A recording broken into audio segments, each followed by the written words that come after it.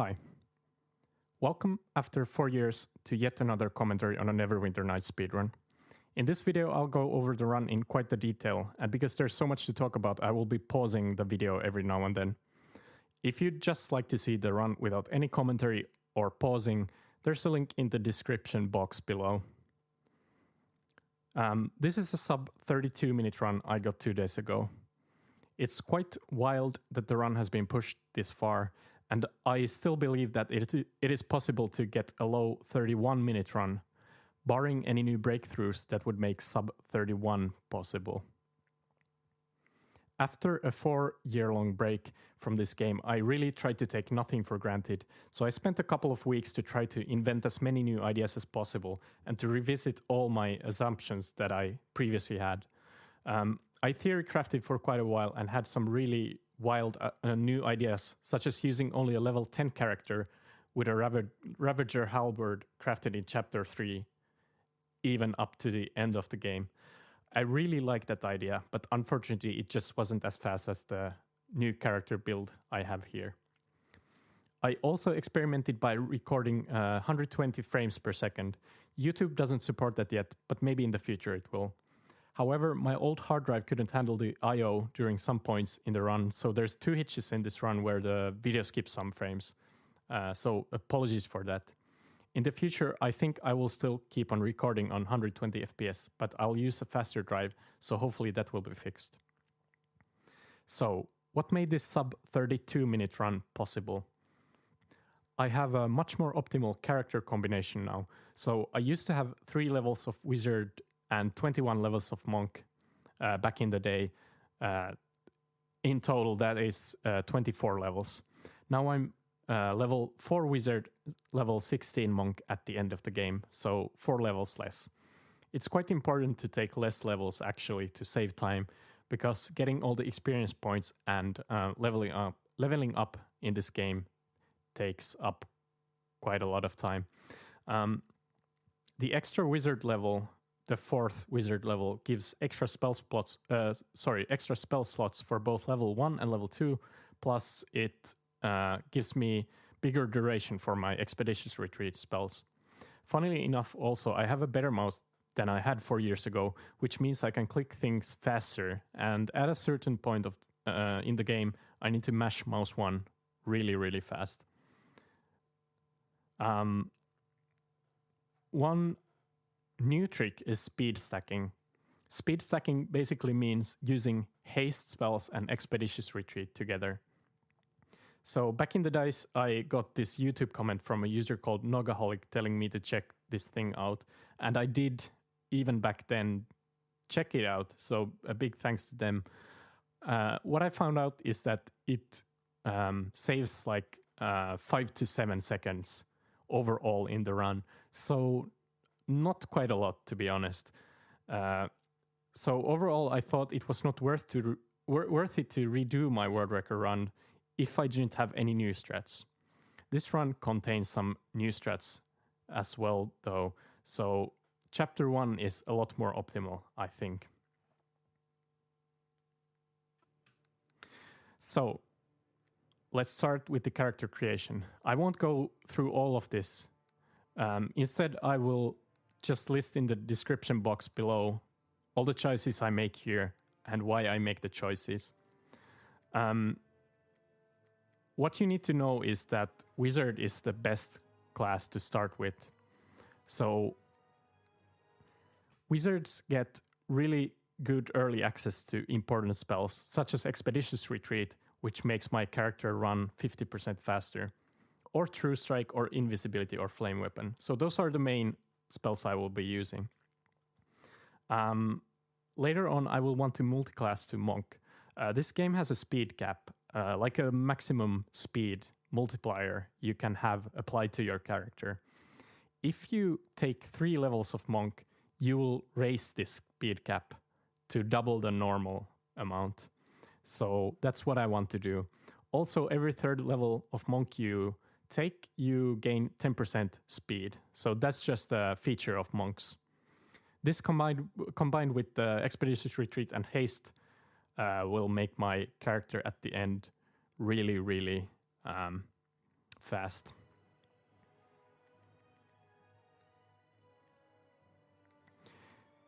Wizards also have access to familiars, which will be important, as we will see soon enough.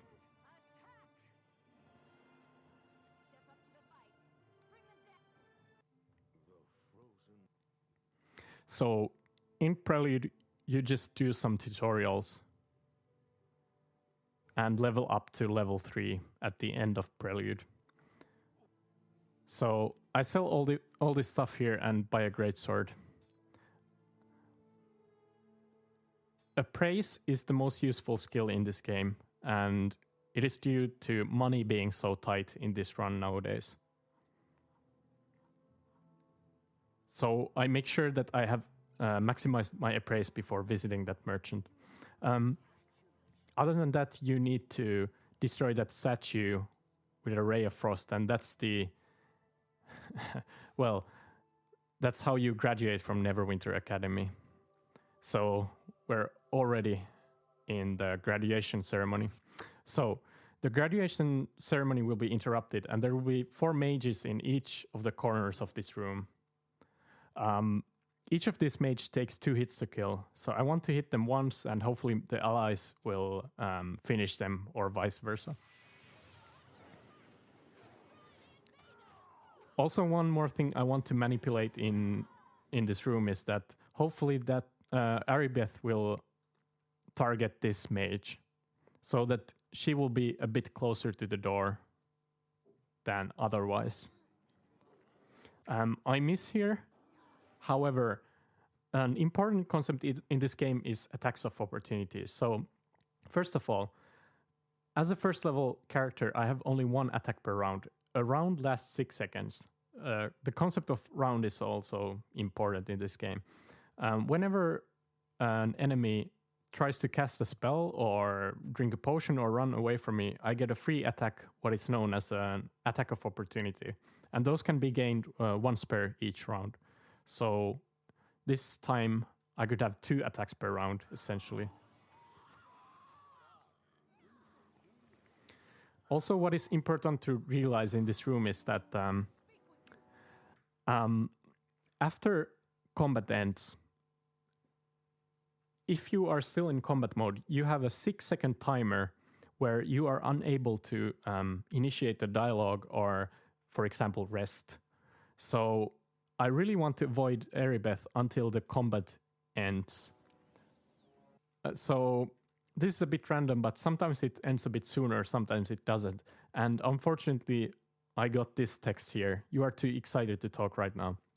What that means is that the 6-second timer has started, and I still have to wait for her to be able to talk to me. So I need to talk to her to get out of this room. So managing that timer will be important throughout the run. Unfortunately, in that room, I still had the timer on, so I lost some time. So not a perfect graduation chamber fight at all. It's important to realize that killing monsters in Prelude is totally useless. If you don't count this guy. So this guy has a fire wand. Or wand of fire, rather.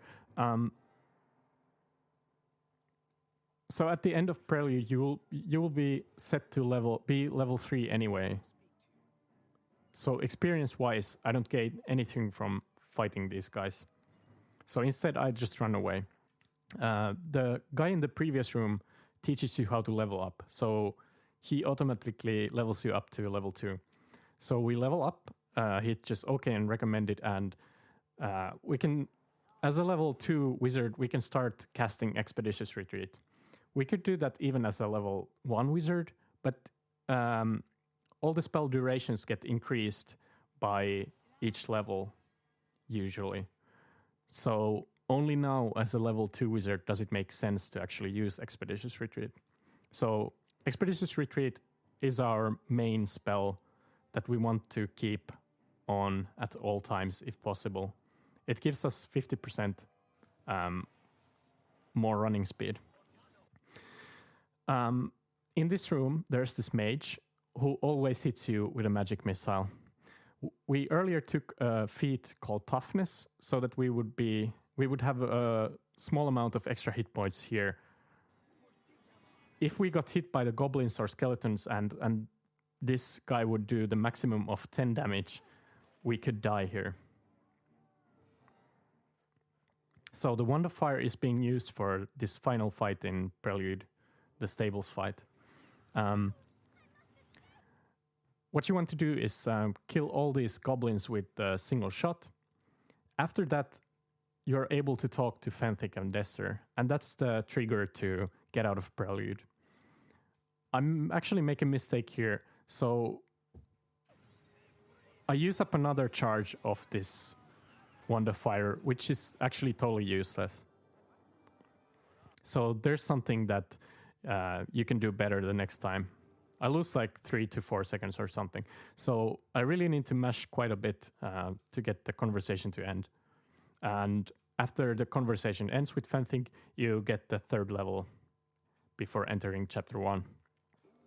So again, Appraise is the most useful skill here. Gives us better prices at merchants. Extend spell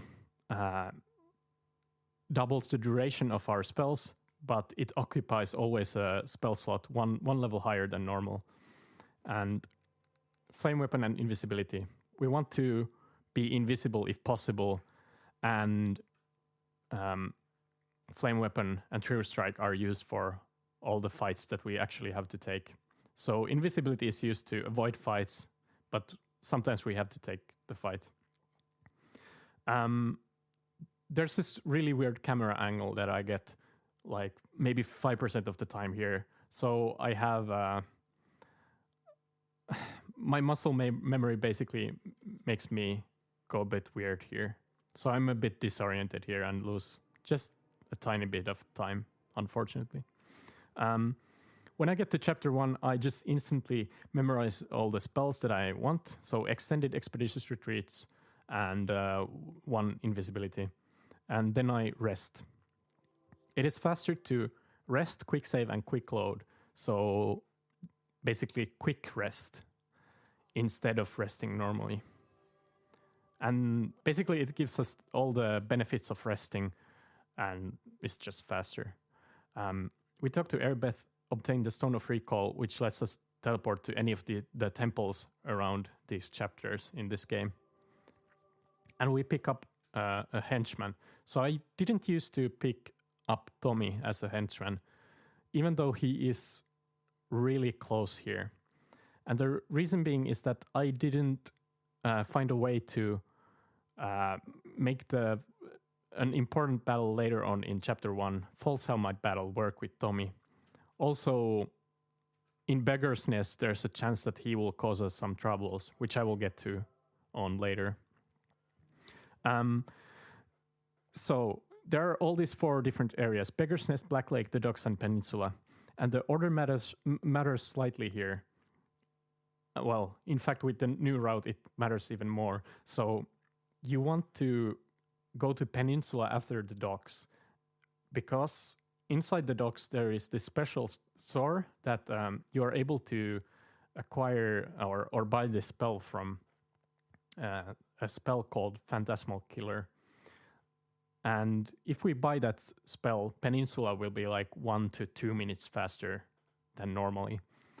So we want Peninsula to be after the Docks. However, also I had a new route idea based on this. Because we need to go to the store anyway, why not also buy some potions of speed and potion of invisibility from the store? So that's why the order is as it is in chapter 1, to maximize the amount of gold we get before entering that store.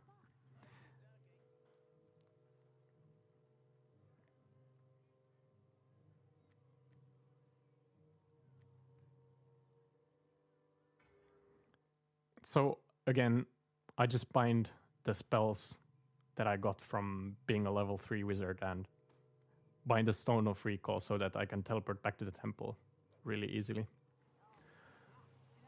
The fastest way inside the Beggar's Nest is to go to this house and ask this guy for a key. He will give us a key and we will get out. Sometimes these zombies appear here after we get out again from this house. And that would make our character automatically start attacking the zombies. We don't want that to happen because, again, there is this 6-second timer where we can't enter a dialogue if we are in combat mode. Also, having Tommy here for that reason is risky. If the zombies notice Tommy and start attacking him, or Tommy attacks the zombies, or so, we are unable to have this conversation with this door here. So we are lucky in that sense that we don't enter combat. So immediately I cast invisibility, so I won't be killed by all these enemies around here. And I truly hope that Tommy survives as well. It would make Beggar's Nest go much faster. However, this time in this run, Tommy dies. So I lose a bit of time, potentially. There's the locked door here. However, we can use our familiar to push us. We can possess it, and then every NPC is capable of pushing every other NPC that is not an enemy. So one way of clipping through doors or walls is familiar clipping. So that's why wizard also.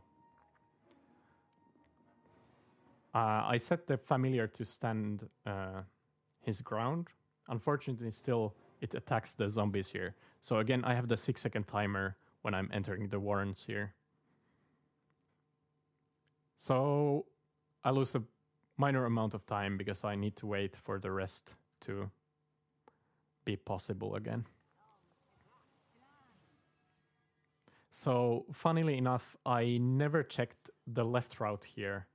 And I used to go right from that intersection there for like so many years. And this route on the left is like 1 to 2 seconds faster. So not by much, but still.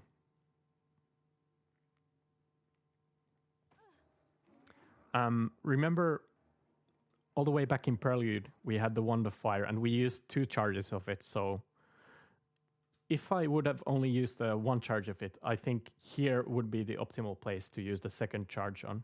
So these zombies wouldn't give us any trouble. I want to talk a bit about the movement mechanics in this game. So you're able to move with a mouse, which uses the kind of horrible pathfinding algorithm of Neverwinter Nights. Or you're able to take more control by using the WASD keys. However, you are not able to turn so well with the WASD.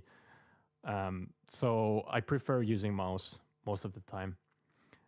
Whenever I see this kind of a stack of enemies, though, the easiest way to get through is to hold W, that is forward, and mash A and D repeatedly. So sometimes you can just get lucky and get by doing that. Hopefully in the future I will just use the Wand of Fire there to make it a bit easier. We will now see another method of clipping through doors, which is walking through doors. So what I want you to check out is that I set my character to be quite far away from the door, and I wait for her to almost be close to stopping before clicking behind the door. So it is important that I don't just start the process from standstill. I'm almost stopped and then I click behind the door.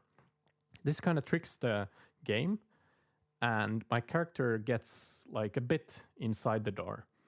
The game has code to check that this happens, and it tries to push me back. However, I immediately click behind once and in front of the door once, and hold W, that is forward key, at the same time. And this lets me clip through the door. It probably looked easy, but that door is so hard. Maybe I get it like 20% of the time or so. So after that, there's the big Gulman fight. She's a big source of randomness in Chapter 1, so it's good that the Beggar's Nest is done first. So I really want to have the henchman here to fight alongside with me. If Tommy would be now alive, I would just quick save and quick load and immediately initiate the fight with Gulman. However, Tommy didn't survive, so I have to waste some time by teleporting back to the temple, and yeah, he's been resurrected. So I cast True Strike. True Strike is a spell that makes all attacks for the next 9 seconds have a 95% chance of hitting. So 9 seconds means 1.5 rounds. So I'm able to optimally get one attack in and one attack of opportunity, because I only have one attack per round currently going on.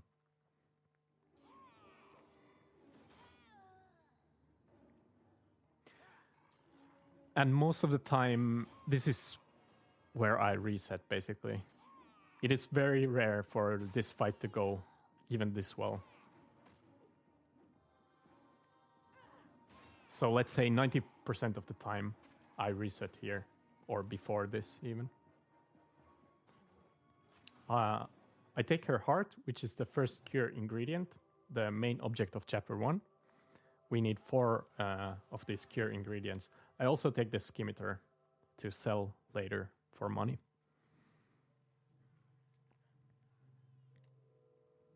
Okay, we're off to Black Lake. There's nothing so much interesting about Black Lake. It's all about like running, basically. There are these deceased dogs and thugs. And you can see I have a really low amount of HP. So there is a really high chance that I will die here, actually. So I will just take the risk. And I hope there's a guy, before I enter the loading zone here to the next area, there's a guy that most of the time notices me. I hope that any of these NPCs following me, that my guys start to take care of them, or so there's a high chance of this gate captain here noticing the enemies coming from the other side, and that is basically game over. It will take him like 20 to 30 seconds to be able to have this conversation, and that is, yeah, that's a rip. So this time I was lucky. I need to be lucky there.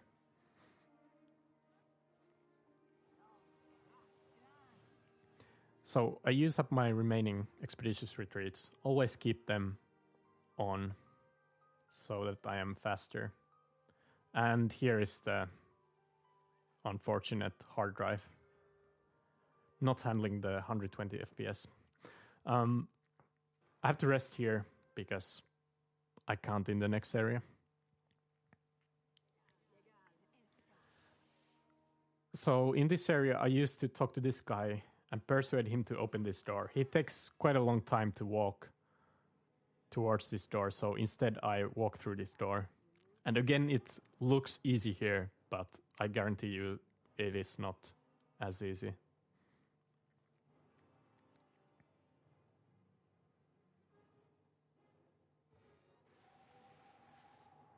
I need to be invisible, otherwise this mage would just insta-kill me.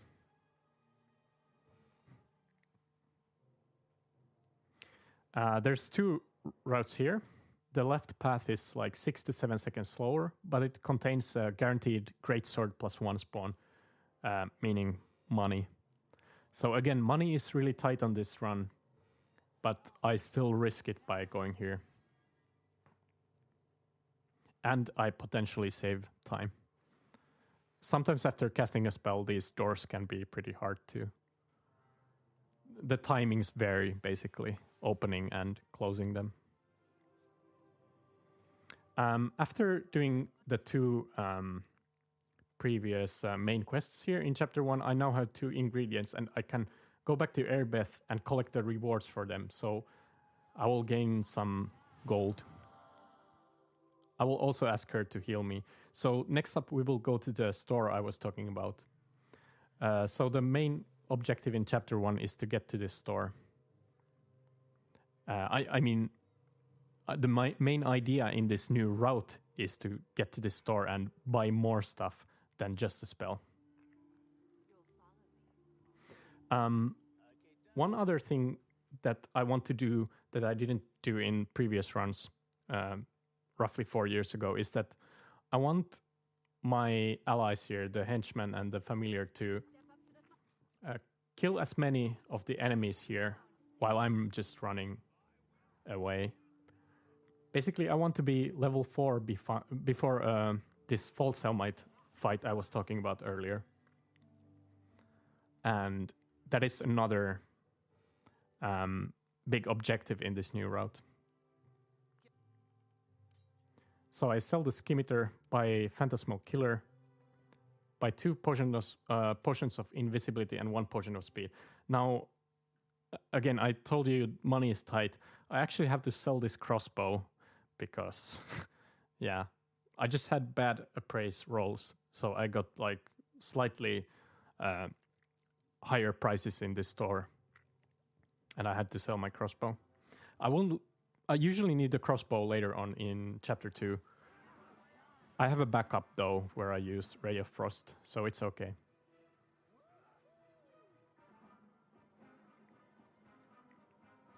Okay, I bind the new stuff I got, and I have 1 point in open lock, the skill, so that I'm able to open this door. My familiar died, unfortunately, but I can just revive him, summon him again. This Blood Sailor Lieutenant can be a pain in the ass. If he would hit my familiar, it would most of the time insta-kill him. So Tommy will tank all those enemies, and I will just clip through this locked gate. Most of the time, this bridge is kind of weird, and my character teleports roughly around here. But this time, with this familiar clip, it didn't happen. So maybe I lose like 5 seconds or so in here, having to walk all the way on the bridge. So after that, I will just set my familiar to follow me. There was the other frame freeze.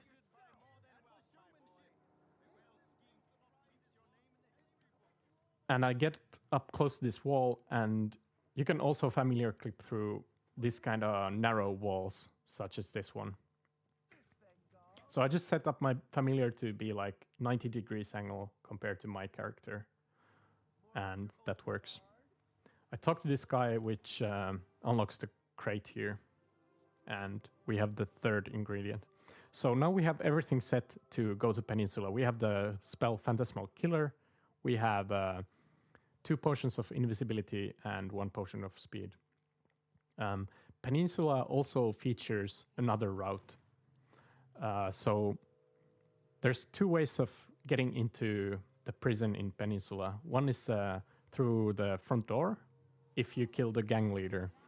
The second route that I used to take was through the back door.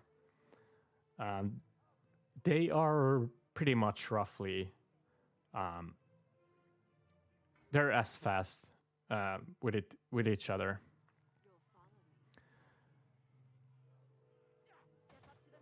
However, this route,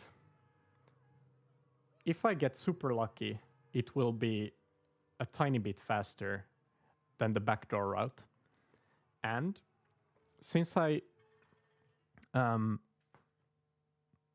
so first of all, this fight is only made possible due to me having both flame weapon on, which gives me extra flame damage, and having the potion of speed from the store. So potion of speed gives me 2 attacks per round instead of 1 attack per round. And if I have a really good fight here, this route might even be a tiny bit faster than the other one.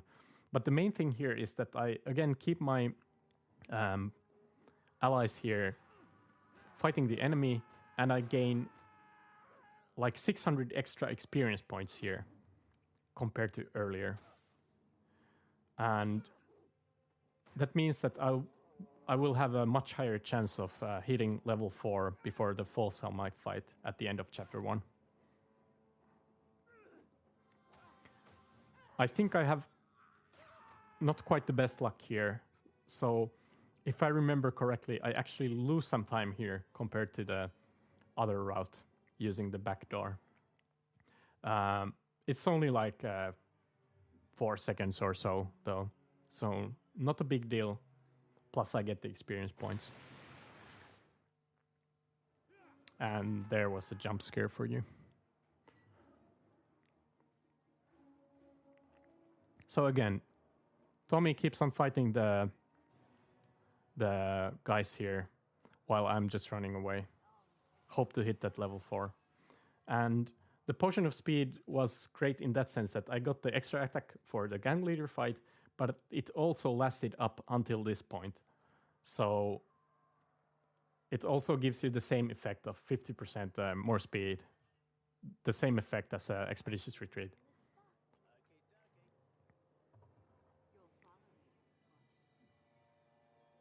So all in all, with this route of acquiring the potions from the store, I actually do 2 rests less in Chapter 1 than previously. And this should save roughly something like 12 seconds overall in Chapter 1. Okay, Peninsula is the most random element of Chapter 1. You can easily lose 45 seconds, and it's due to these mobs of prisoners blocking these doorways. There's also traps here in the middle of this room and in the middle of this room. If I would hit those, it would be game over. They would just stun me, those traps. So again, I try to stray through with the arrow keys to get through. And sometimes it works a little better than other times. This time, I think I was quite lucky in that I didn't get blocked that much. You can easily lose half a minute, 45 seconds in Peninsula.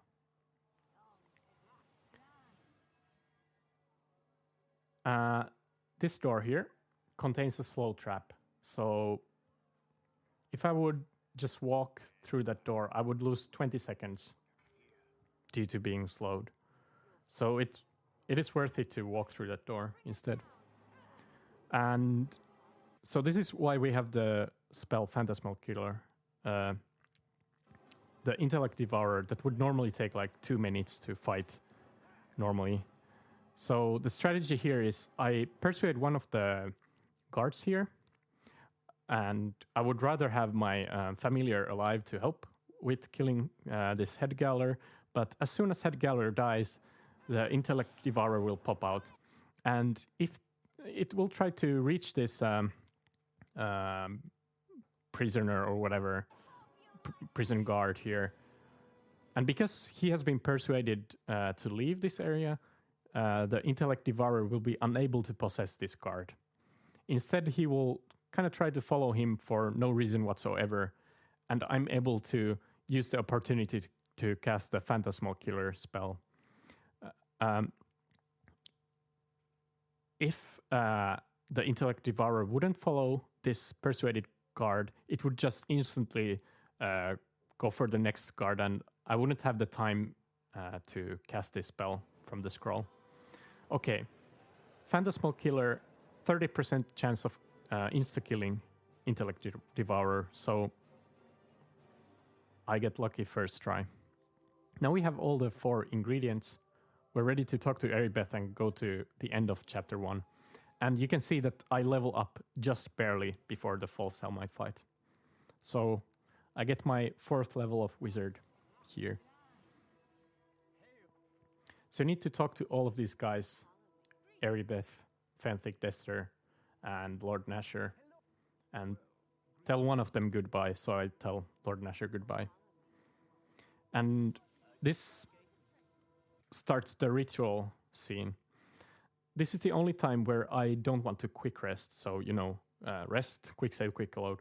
Instead, I take the normal rest, and it is because the ritual is still going on while I am resting here. So I essentially get the free rest here.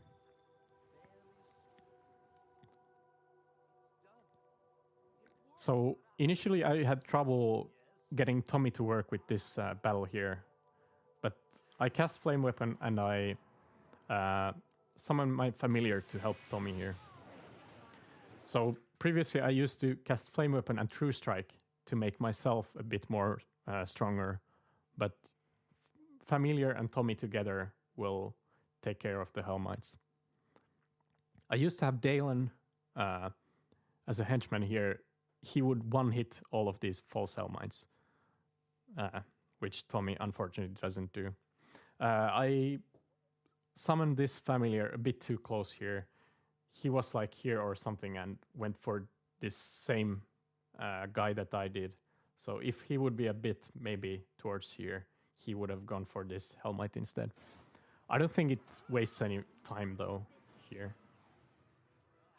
Or a very minuscule amount anyway. So after killing all the False Helmites, you need to talk to Airbeth and then you are able to use the portal to leave. At the end of chapter 1, we will get ourselves to be level 20. So we won't need our companions anymore. So their objective has been completed. They just helped us to get level 4. So I won't need a greatsword anymore either. I will get 16 levels of monk, which is the first level where you will get to use a 20-sided die instead of a 12-sided die for monk unarmed attacks. And that's quite important for the rest of the fights in the game. They will eat up considerably more time if I wouldn't have at least level 16 monk. So this is the experience demon. I complete his quest, use the book to complete the ritual and free this demon. So he tries to teleport away. And before I let him teleport away, he can give you an item and experience points for completing the quest. However, you can just reinitiate the dialogue. The developers should have obviously made a variable here that you could only collect the reward for this quest only once, but they didn't. So I collect the cloak. He gives me 4 times, and then I pause the game. So that's all the 4 cloaks, all the money I need for the rest of the game, basically. And then I just pause the game. So basically, if you skip the dialogue from this guy, the developers made it so that you gain the quest reward, the experience points anyway. They didn't really account for a person pausing the game and clicking on this demon over and over again. So each time I click on him, it exits the previous dialogue and enters a new dialogue, and I gain 375 experience points each time I click. It's important that I'm as evil as possible here to gain more experience points from this quest. So it's been scripted in that way. So I mash here from anywhere to from 51 to 57 seconds, depending on how good I'm feeling with my mashing. So this is where actually the new mouse is handy.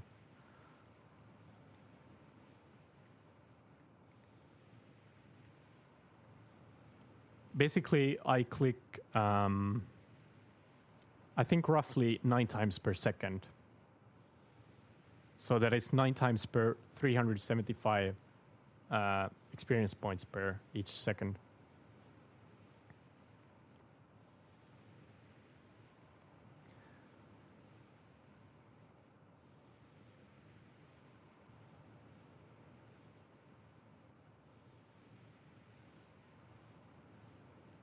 And that's it.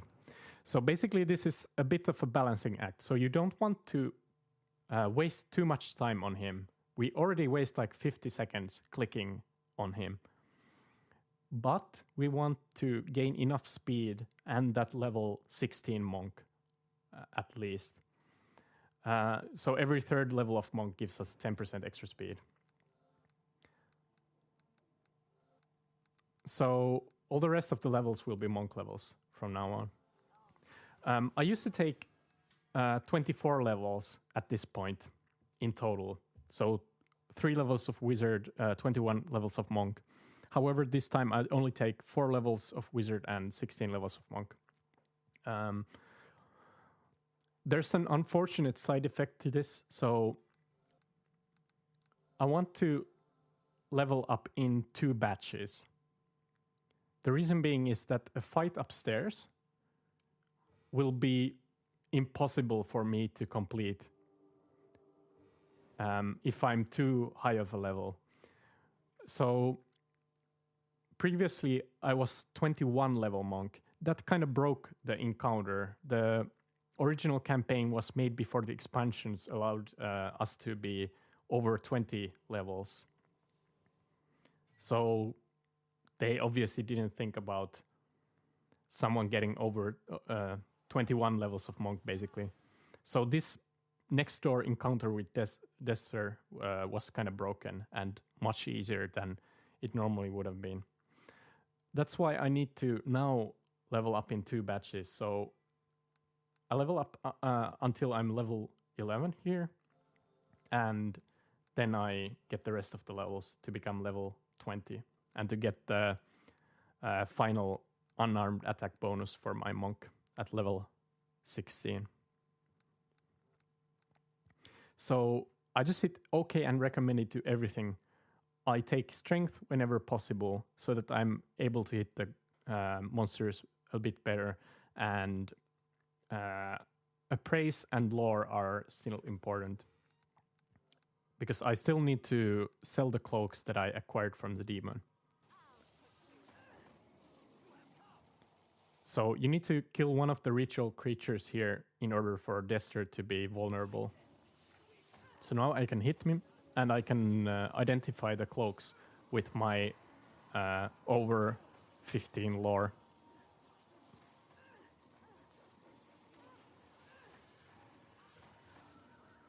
And that's it. I just talked to Dexter and he sends me off to chapter 2. Immediately when I hit chapter 2, I teleport to the temple, nearest temple, and this guy has a really interesting store. I buy a +3 to attack gloves, immunity to fear belt, and most importantly,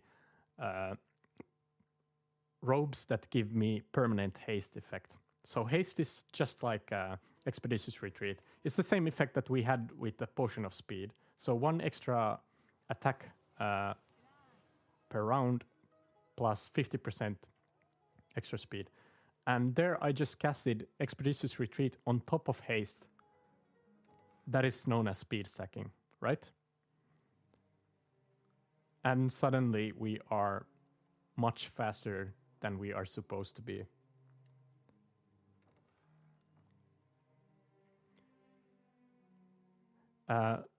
So in chapter 2, we've just cured the plague. There was this cult behind the plague that we need to find information on. So you would need to collect 2 cultist journals from Neverwinter Wood and Charwood. Instead, we only collect 1.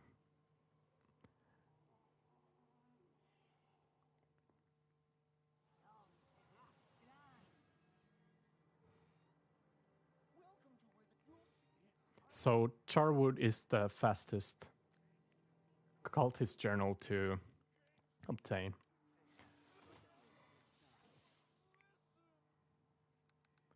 I prepare for the next rest, so 3 true strikes. Drop this cultist journal. This divining pool is an interesting container. So I guess this was made so that in multiplayer games, you cannot troll and throw away important plot items to some random remote locations wherever. So whenever you drop an important plot item, you can just buy it back from this divining pool. However, the way they made it is quite interesting. So the journal we dropped here on the ground doesn't just disappear when we buy this one. Instead, you just duplicate it. And it just happens to be that Eribeth here is scripted in such a way that we can give her 2 Charwood journals and it doesn't matter. We will unlock the end of chapter 2 anyway.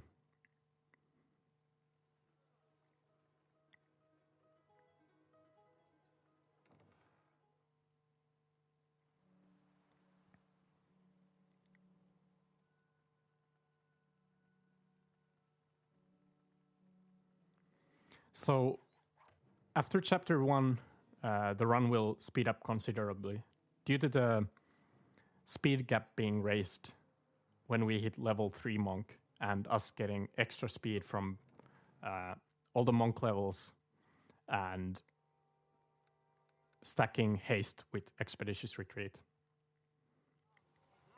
We rest here when we enter Luskan. This is kind of like the chapter 2 end. In here, we need to get the High Captain Seal, and this is the fastest High Captain Seal to get. There are 2 choices. All of these enemies are kind of trouble in here. It's pretty hard to dodge all of them here. So again, I try with the method of pressing W, holding W, and repeatedly pressing A and D. But I get stuck here, and I kill a guy here. So just remember that. I killed a guy here. It will kind of explain a glitch I have later on. Try to walk through that door, but it didn't succeed. It's much easier to do it when we have so much speed.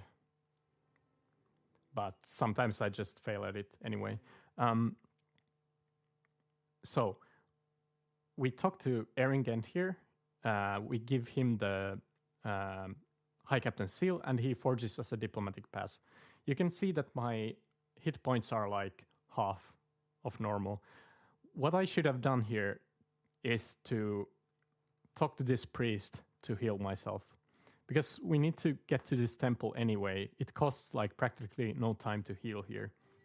So because I didn't heal here, I'm basically not used to having this low level of a character with so few hit points that I eventually die in Host Tower. So we gain access to Host Tower. In Host Tower, there is this portal system that uses all these keys. So we just need to find a key in each of the levels we go into and try to get to the top level. Sometimes this spider here doesn't spawn. And that's important because we have to get the key from the chest here. If the spider doesn't spawn and attack us, we don't have the 6-second end of combat timer where we are unable to have a conversation with this pillar. So I had, enough time there to do whatever. Because the spider spawned, I could close the door behind him and so on. Just play around with him a bit. Sometimes if you get lucky, the spider doesn't spawn at all. And you, save 6 seconds or so. There's a trap here. We walk through that locked door as well. Another trap. Need to kill this familiar and open this chest to get the final key we need. However, unfortunately, I die here. And because I'm really not used to this, I don't realize that this one is the priest that can send me back. So all in all, this death cost me like 10 seconds. So anyway, there's at least some more motivation to keep on running this game. I don't like deaths. Again, ignore this guy and all the quests you would normally have to do here. Just walk through this door and we get to the pinnacle of House Tower. So remember that I was just a tiny bit... I didn't have enough money to buy the Potion of Speed back there in Chapter 1. So normally I would use a crossbow here. My backup plan is to use this Ray of Frost. I don't know which one is faster, to be honest. I should test out that. Maybe I don't need a crossbow at all.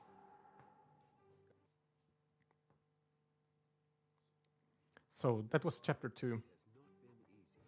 So I needed to interrupt that cutscene by attacking the whatever lizard folk there, so that the cutscene got interrupted.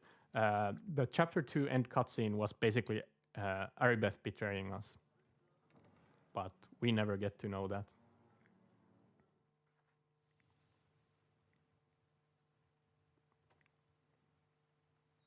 I want to bind these robes here, because we are about to run out of our spells for the speed stacking. Need to talk to that woman there to open the gate. So not all gates can be walked through. I don't think these gates can be walked through at all.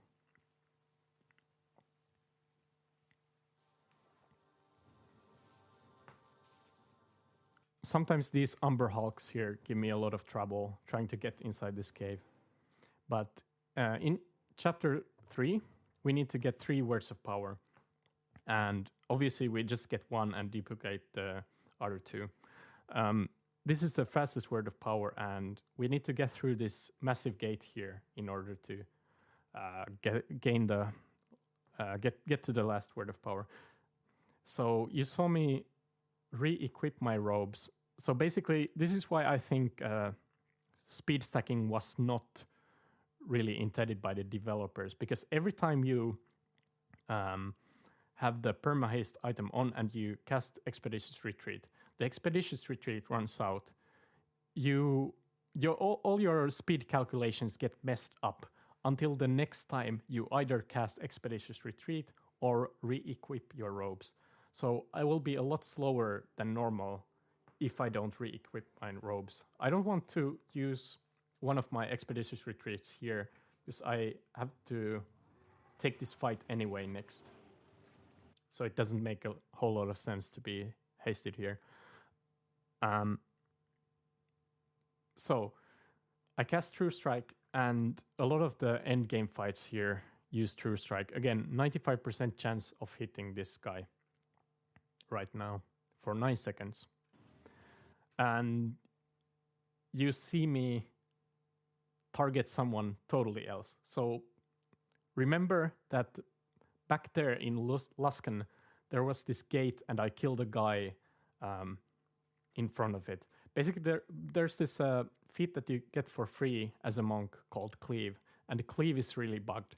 If you kill a monster, the Cleave is such a feat that it is supposed to give you a free attack against another monster nearby.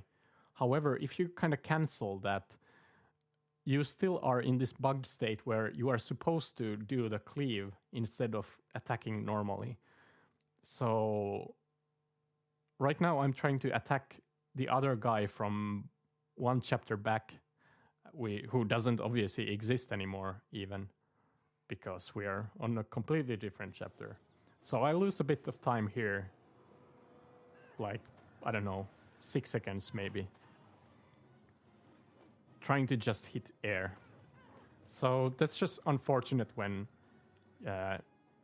you're taking monk levels. You're just unable to, control this whatsoever. So we get the final word of power, or the first word of power to be exact, and we duplicate it. I fail a bit here. I'm a bit nervous. So what you want to do here is always duplicate the original word of power, I mean that you drop the original word of power. If you drop the duplicates from the divining pool, you cannot get another word of power for some reason. Notice Erin moonwalking here. So that's the end of chapter 3. Need to take this conversation with Nasher so the door to the cellar there opens. Otherwise, I couldn't proceed.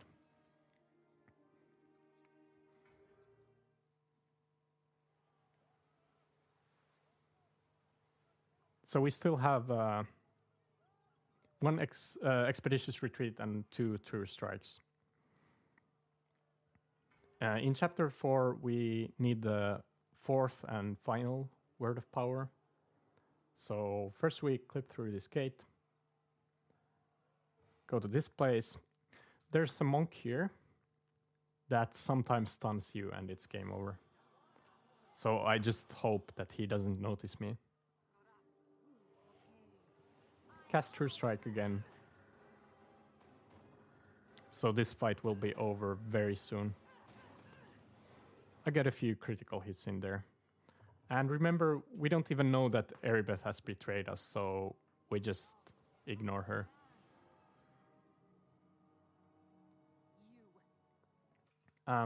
There is an acid trap here. If I hug this wall, I'm able to not walk on it. So back then, when I was level 21 monk, I was immune to paralysis, the effect of acid traps. Right now, I'm not. So I need to be extra careful around these traps here.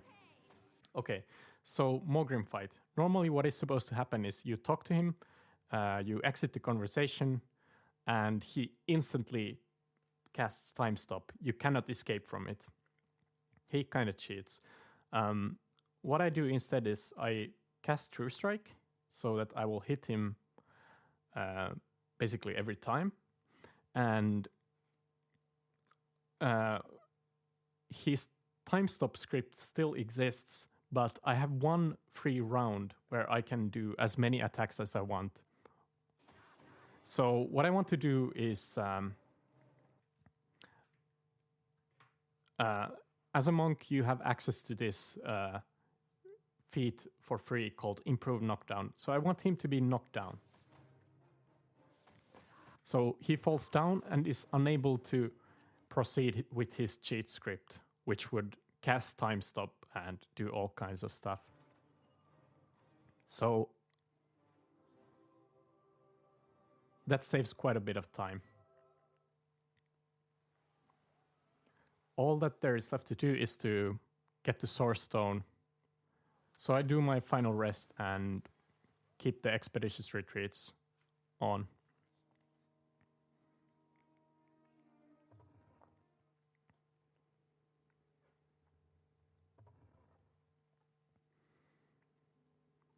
We have access to the cellar, and we have the final word of power, so we can put it on this pedestal.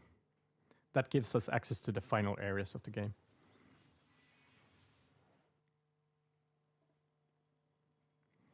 There is nothing to do here except avoid a single acid trap and just run.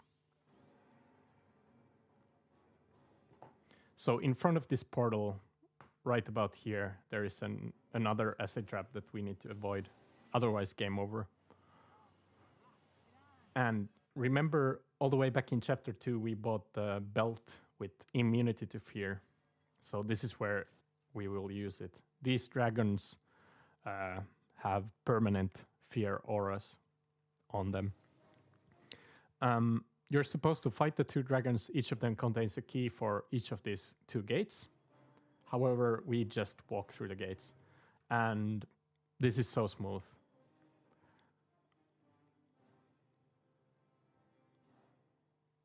So it's not as easy as it looks always.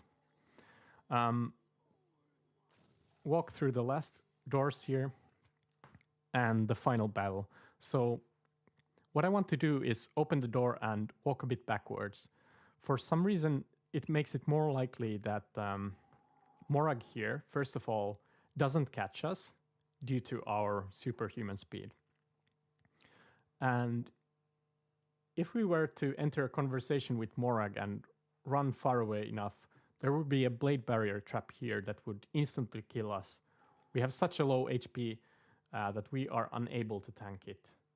With a higher level character, I used to tank this trap, but now I have to avoid it completely. For some reason, opening the door and then going just a few steps back and going to the throne room makes it so that the trap doesn't appear on time. So, what is supposed to happen is Morag talks to you and teleports to the throne room with the trap between you and Morag. Now we ourselves are in the throne room and Morag just walks here. So we again might get this kind of cleave bug where we try to attack this guy, and we would have to waste another turn. It doesn't happen though, So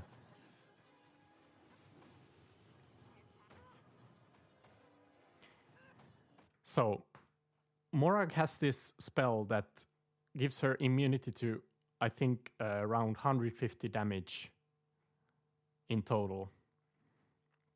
She also has a time stop script on her. So it kicks around here. So again, we initiate the combat just like we did with Mogrim. And that means that we are able to have just one round where we are in total control. And during that, we take care of her defenses. So she has 0 points remaining of her defenses. And what will happen that instead of Mogrim, who has this instant cheat time stop spell, Morag has just a quicken time stop spell, which really is casted in like 1 second or so. But during that 1 second window, what we do is we break her concentration and you are able to not let her have any time stops at all.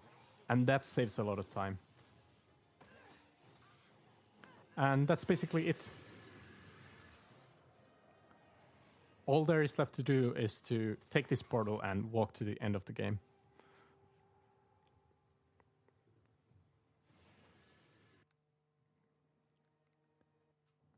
So, 3149.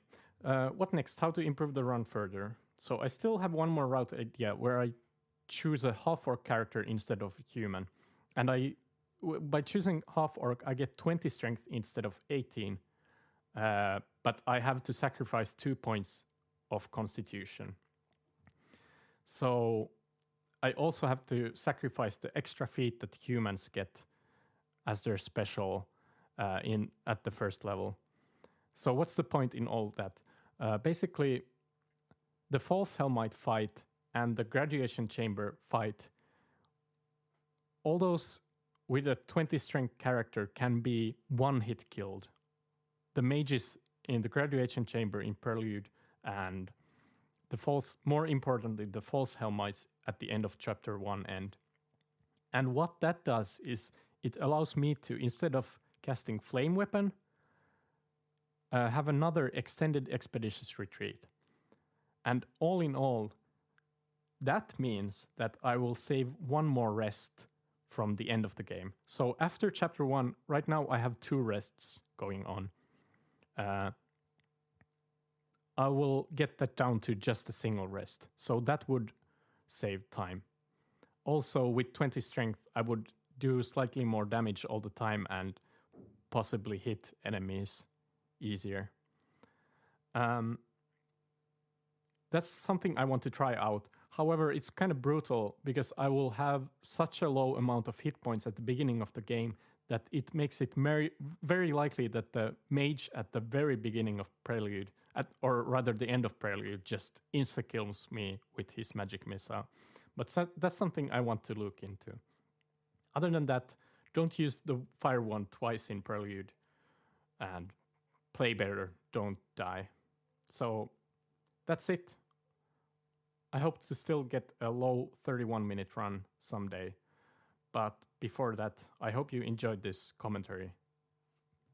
I'm out. Thanks.